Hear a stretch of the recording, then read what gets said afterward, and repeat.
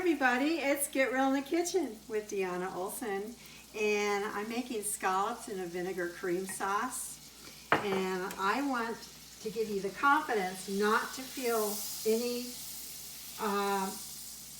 I want you to feel confident that you can do seafood as good as a seafood restaurant.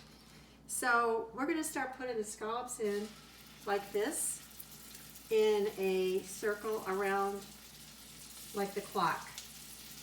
And as I'm putting them in, I'm going to look, of course you could do this beforehand, for any sides, mussels that are on the side, and tear those off. If you forget one, don't see it, it's okay. It's not going to hurt a thing. Put it down flat.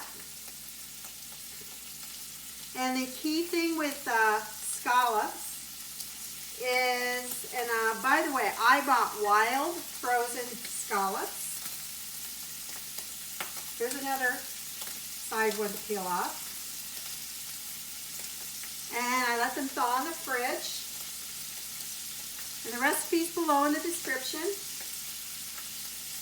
And what I did after they thawed is I put them in, I wanted to show you the bag that's left over. So I put them in milk and let them soak for an hour. That takes out some of the fishy odor and makes them nice and tender and juicy. And you know what? So now we're turning them, since we put them in an exact formation. As you turn them, now you know whether they're all ready to go or not. These look, they're not quite ready to turn. About a minute to 2 minutes. So key thing here is, after I drained those scallops, I wiped them in paper towels 3 times. You've got to make sure that you get all that moisture off. So that the key thing is dry and hot. The pan has to be hot, and see how we're getting a little crusty look on there? That's what you're going for. And I don't recommend a cast iron skillet. I recommend a pan like this. A stainless steel pan that doesn't just get so darn hot, and you can kind of adjust the heat. And I'm going to flip those over. And when you see those scallops in the case at the grocery store and they're all moist, sometimes that's preservatives. So don't worry about buying those frozen scallops. These were wild caught. Now these are getting a nice sear on them. They're looking good.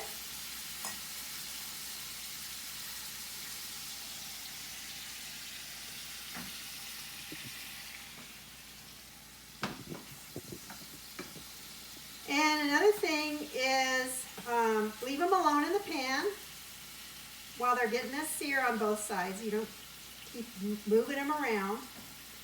And remember something important about all seafood. It's going to continue to cook when you take it off the heat, just a little bit. So you're not trying to get it super cooked. So you need to get it to where it's not going to get overcooked and get rubbery. Now I'm liking the looks of these. And I'm going to serve these with rice and a salad. Yeah, these are looking really nice. And the rest of the ingredients that I'm going to be putting in is shallots, a good quality white wine vinegar, like a balsamic vinegar, some chicken broth, and some dried tarragon. And you know, I often have the students ask me, like, why don't you use fresh herbs? And it depends on the recipe. A lot of recipes do fabulous with your dried herbs. Just keep them fresh. I keep those labels on the bottle so they're not over a year old. Now I just don't want these to overcook. And we got some searing. So what I'm going to do now is take them out for a minute. This is just beautiful in terms of the pan being ready for the shallots. And let's just put those in and get those let's just take a minute to get those a little crusty before we put the juices in. And this is a fish spatula. It's a silicone fish spatula, one of my favorite tools. Use it for everything. Highly recommend that if you don't have one.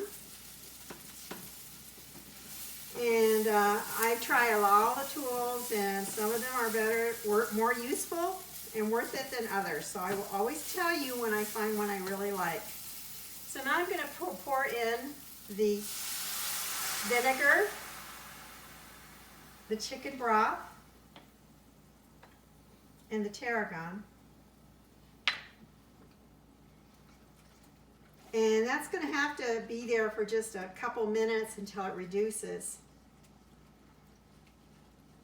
So what I can do is get out a couple of tasting little plates for when it's all ready.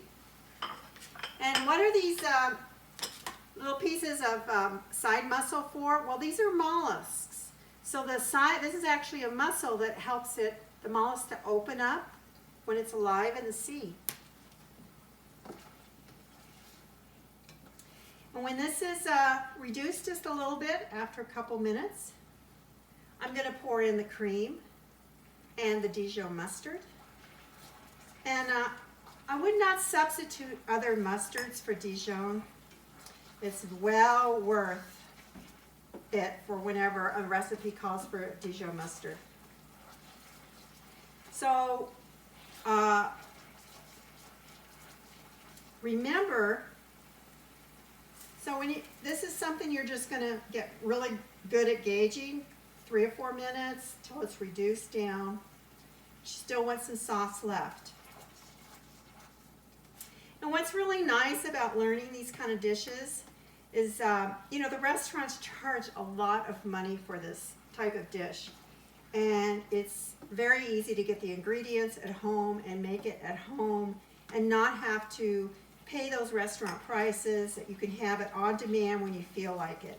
It's just a matter of trying it, and don't ever think anything is too hard in the kitchen. It's just a learning curve. And remember, it was a learning curve for everybody who's ever been in the kitchen, including all the great chefs. They all had to take it one recipe at a time. So, pouring that in.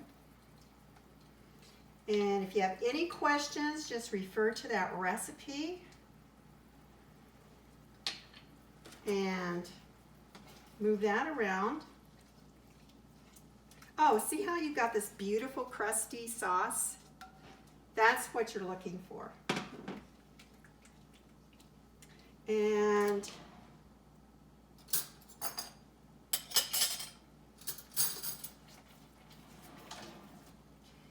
do you see how when you put the scallops back in to get them warmed up, and you go ahead and put all their juices in, do you see how they're going to pick up some more cooking and heat? And so that's why you don't want to overcook them in the beginning.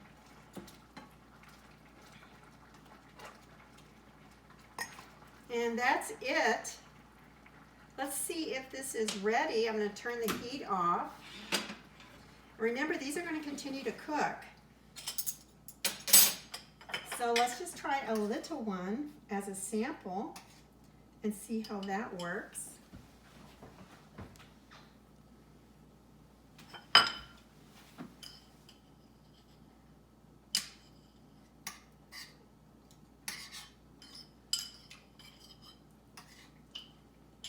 Okay, so this is like eating fine dining in your house.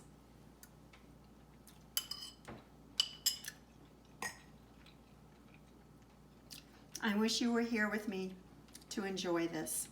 So Remember, please subscribe. And it's live from Denver. One take. See you next time.